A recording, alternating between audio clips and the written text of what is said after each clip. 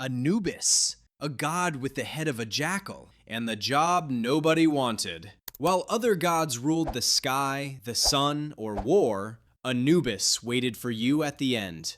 In ancient Egypt, death wasn't the end. It was an interview. Anubis guided souls into the afterlife. Calm, silent, precise. No threats, no mercy. Just rules. He weighed your heart against a feather. One side, your life. The other, truth. If your heart was heavier, you didn't burn. You didn't scream. You were erased. No heaven, no hell. Just non-existence. And that jackal head? Not random. Jackals roamed graveyards. They dug up corpses. So Egyptians turned fear into worship. Better make the monster a god than let it hunt you in the dark. Anubis wasn't evil. He was necessary. And compared to what comes next, he was merciful. Horus, the falcon god of the sky, and the reason ancient Egypt believed nothing escaped divine sight. While other gods ruled death or chaos, Horus ruled vision, height, distance, control. From the sky, everything looks smaller, and that's the point. Horus wasn't just watching enemies, he was watching kings. Pharaohs didn't rule alone, they ruled through Horus. Every crown was a surveillance device. His left eye became a symbol, not of fear, but of order.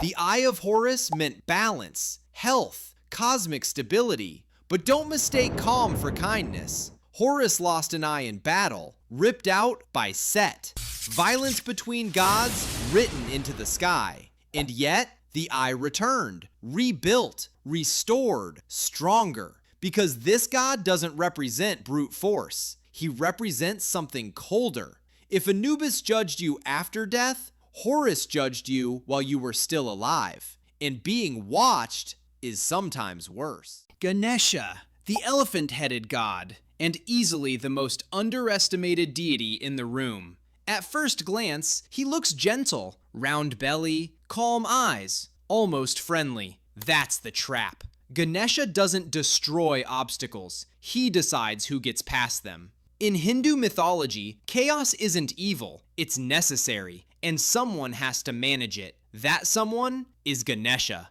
Before wars, before journeys, before decisions that can ruin lives, people pray to him first, because obstacles aren't always walls. Sometimes they're warnings. His broken tusk tells you everything. Sacrifice beats perfection. Adaptation beats force. And that elephant head? Memory, intelligence, weight. This god doesn't rush. He watches.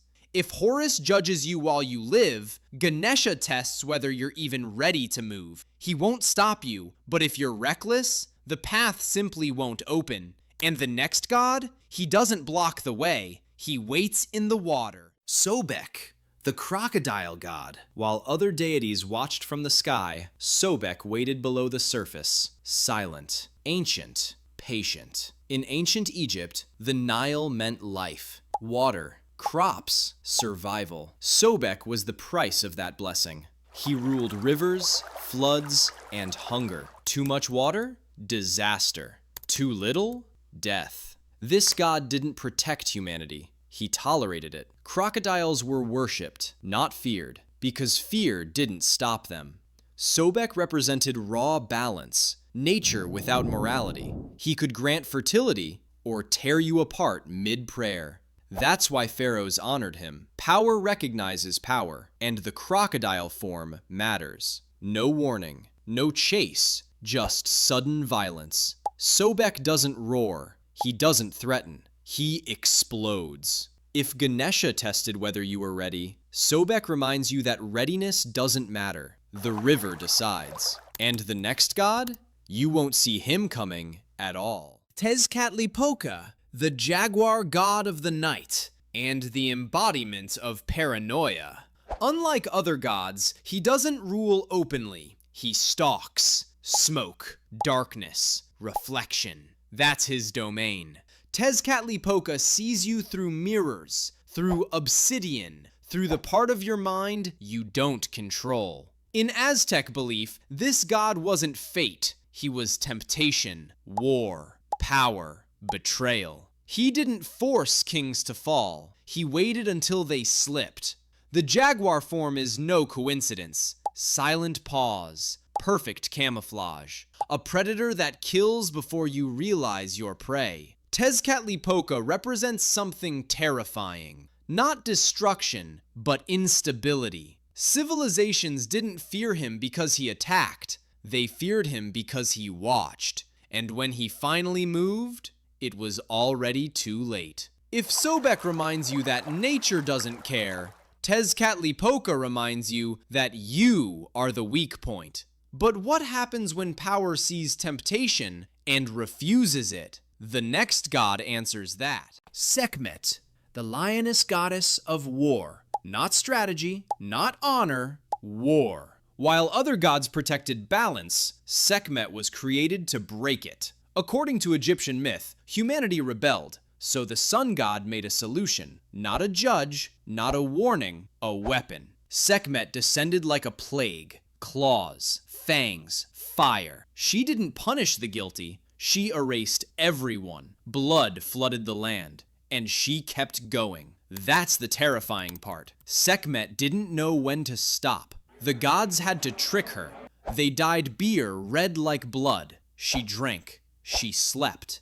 And the world survived by accident. The lioness form isn't symbolism. It's accuracy. No hesitation. No mercy. No restraint. Sekhmet represents a truth humans hate. Sometimes violence works too well. If Sobek is nature's indifference, and Tezcatlipoca is psychological collapse, Sekhmet is what happens when destruction enjoys itself. But even that kind of power has a cost.